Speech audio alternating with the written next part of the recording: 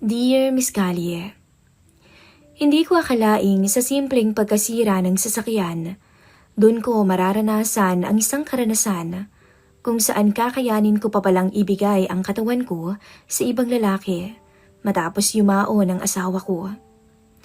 Pero akala ko hanggang doon lang. Pero pagmumulan pala ito ng isang gulo na mahirap nang itigil. Ako po si Leia. Hindi ko tunay na pangalan. Mag-iisang taon pa lamang mula nung pumanaw ang mister ko dahil sa matinding karamdaman. Nasa mid-40s na ako ngayon. Pero kahit na may edad na, makinis pa rin ang kutis ko at napanatili ko pa rin ang magandang hubog ng katawan ko. May isa na ho akong anak na dalaga.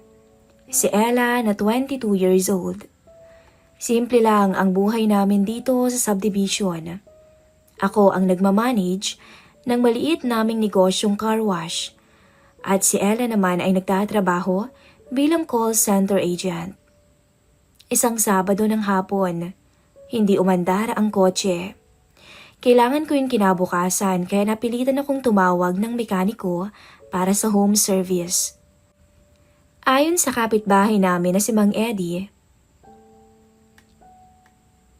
may kilala raw siyang binata na magaling. Si Menard, na 26 anyos ang edad. Nung matawagan, dumating siya bandang 2:00 ng hapon ng araw ding yun. Nakangiti ito nung bumungad sa amin. Medyo sunog sa araw ang balat nito at may dating na parang sanay sa mabibigat na trabaho base sa kanyang pangangatawan. Magandang hapon po, madam. Ako po si Melvin. Ako po yung tinawagan para sa sasakyan. Bati niya. Napansin ko agad kung paano siya tumingin sa anak kong si Ella nang lumabas ito ng bahay. Para bang nakalimutan niyang may ibang tao sa paligid. Natawa na lamang ako sa loob-loob ko. Sa edad niya, natural lang siguro na matuon ang pansin niya sa magandang dalaga kong anak. Habang abala siya sa pag-aayos ng kotse, pansin kong lumapit naman si Ella.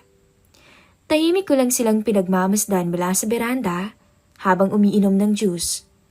Maya-maya, nag-usap sila, nagtawanan. Nabanggit ko pa sa sarili ko na, aba, mukhang close agad sila. Nung matapos ang trabaho niya, humingi siya ng tubig.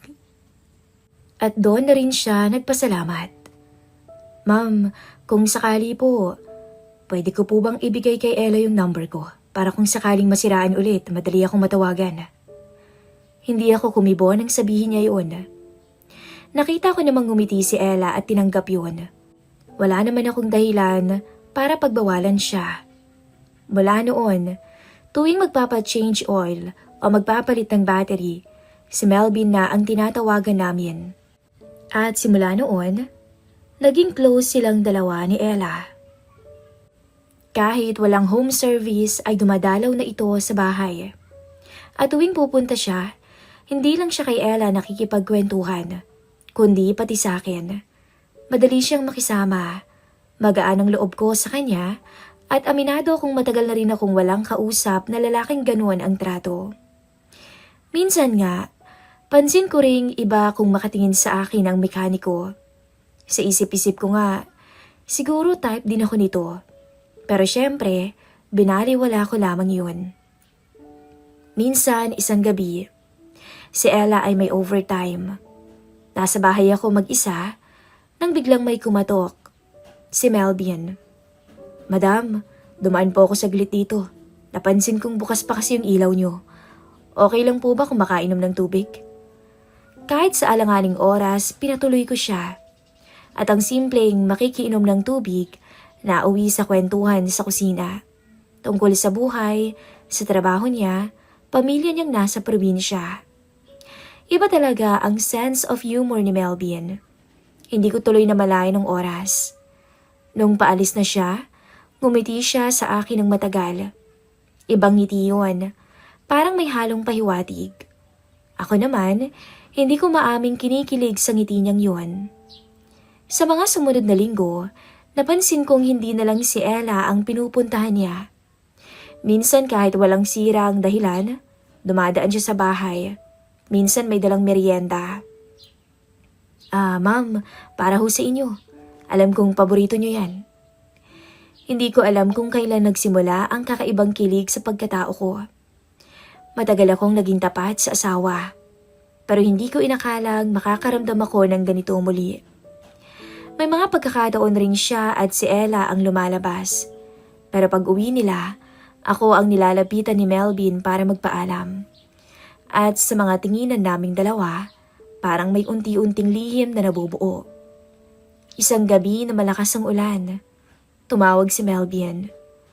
Ma'am, malapit po ako sa inyo. Nasiraan ako ng motor. Pwede po ba akong makisilong saglit? Wala si Ella noon. Night shift. Kahit ganoon, pinatuloy ko siya. Basa siya ng ulan. Pinahiram ko siya ng tuwalya at t-shirt ng asawa ko noon. Noong una, wala kaming imika na dalawa. Sa sala habang umuulan sa labas, ramdam ko ang tensyon sa pagitan namin. Nung magtama ang mga mata namin, hindi ko na rin maitanggi sa sarili ko. May nararamdaman ako. Maya-maya, lumapit siya ng dahan-dahan. Wala siyang binigkas sa salita, pero malinaw ang sinasabi ng mga mata niya. May gusto siyang mangyari. Sa puntong yun, ako ang unang tumalikod, pero siya ang unang humawak sa kamay ko.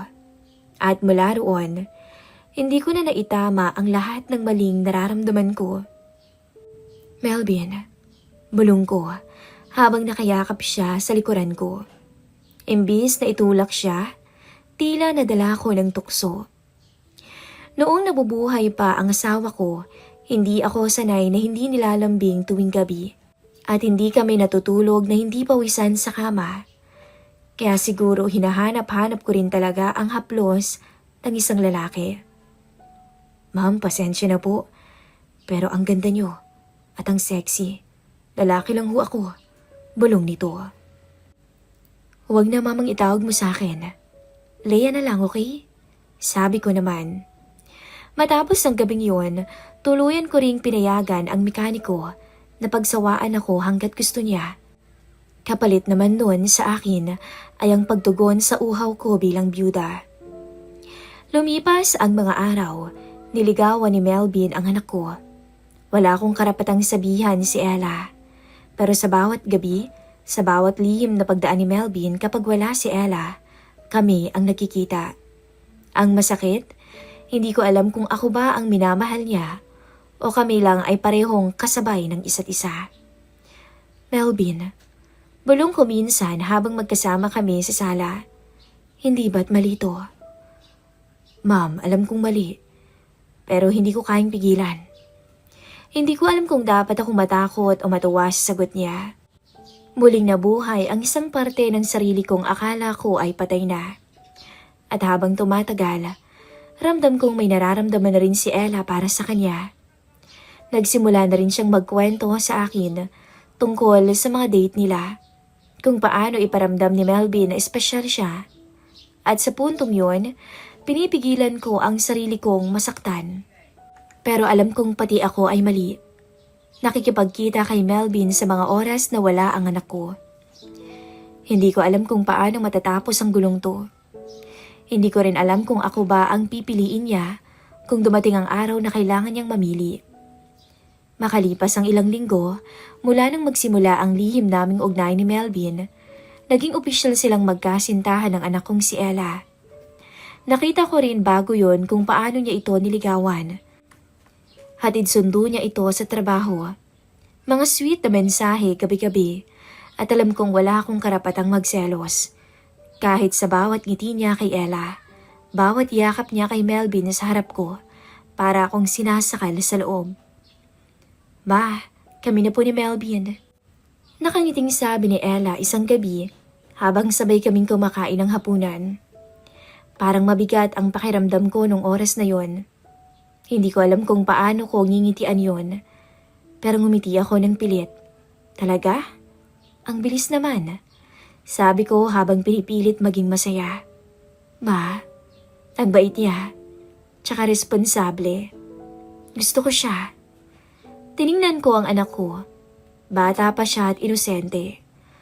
Wala siyang idea sa lihim naming dalawa ng boyfriend niya ngayon. Lalong nanakit ang puso ko. Ano ba tong pinasok ko? Bulong ko. Pagkatapos ng hapunan, bumisita si Melvin. Nasa sala ako nang dumating siya. Nakita kong hinawakan niya agad ang kamay ni Ella. Tumawa pa silang dalawa. Tumama ang tingin niya sa akin saglit lang. Tila lihim, pero sapat para maalala ko ang mga gabing magkasama kami sa kama. Ang bawat halik at haplos niyang tumutugon ng aking uhaw. Simula nang maging sila, madalang na siyang dumaan sa bahay para lang sadyain ako. Kapag may pagkakataon man, panakaw na mensahe lang sa text. Leia, miss na kita. Kumusta ka? Huwag kang malungkot ha. Tila ako ang naging lihim at si Ella ang opisyal. Nakaramdam ako ng kirot na hindi ko maipaliwanag. Hindi ako pwedeng magselos, pero nagsiselos ako. Minsan, isang gabi, nagkaroon sila ng date. Umuwi si Ella nang nakangiti at may dalang bulaklak. Ma, sobrang sweet niya no? Sabi niya habang nakahiga sa sofa. Pinapakinggan ko lamang siya habang sa loob-loob ko'y gusto kong umiyak. Isang gabi noon, naka-duty si Ella. Graveyard shift.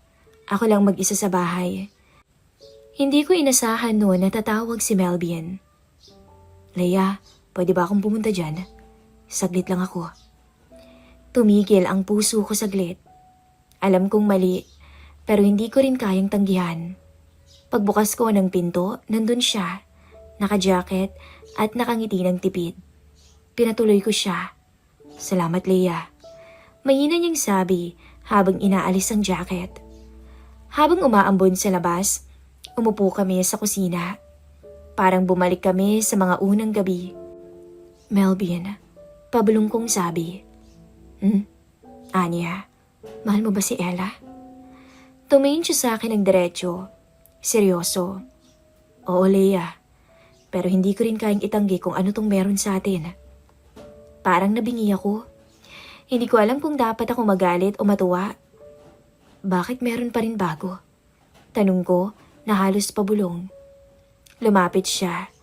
Dahan-dahang hinawakan ng kamay ko at tulad ng dati, ramdam ko yung init ng palad niya sa malamig kong balat. Hindi pa rin kita maalis sa isip ko, Leia. At sa puntong yon, wala akong magawa nang tuluyan siyang lumapit at parang ako pa mismo ang hindi nakapigil. Sa bawat tingin niya, sa bawat paghinga, parang bumabalik ang mga gabing pinili kong kalimutan siya. At sa puntong yun, tuluyang nagdikit ang labi naming dalawa habang unti-unting nalalaglag sa sahig ang aming mga suot hanggang sa tuluyang maramdaman namin ang init ng katawan ng bawat isa. Ang kamay niyang dati ay nasa makina ng sasakyan. Ngayon ay nakapulupot sa bewang ko.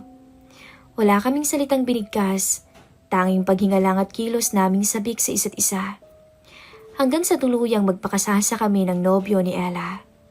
Sa sala, sa ibabaw ng mesa, at kahit sa kwarto naming dalawa ng yumao kong asawa, ay hindi namin pinalagpas.